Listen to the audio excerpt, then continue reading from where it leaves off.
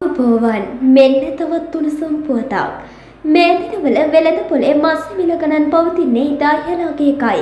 වෙළඳුන් පවසන්නේ පසුගිය කාලයේ පැවති අයහපත් කාලගුණය සමග දීවරයන් මුදුන යෑම මෙම තත්ත්වයට හේතු වූ බවයි. ඒ අනුව සාලයෝ කිලෝග්‍රෑමයක් රුපියල් 750ත් අතර ලින්න කිලෝග්‍රෑමයක් රුපියල් 1200ත් බලය කිලෝග්‍රෑමයක් රුපියල් 1000ත් 1200ත් අතර කෙළවල්ල රුපියල් 1500ත් තලපත් රුපියල් 2000ක් තෝරමලු රුපියල් 3000ක් ලෙස තොග මිල දැක්වුණා. මෙන්න එම පුවත නැවතත්. මේ දිනවල වෙළඳ පොලේ මස් මිල ගණන් පවතින්නේ ඉතා ඉහළ අගයකයි. වෙළඳුන් පවසන්නේ පසුගිය කාලයේ පැවති අයහපත් කාලගුණය සමග දීවරයන් මුහුදුන යෑම මෙම තත්ත්වයට හේතු වූ බවයි.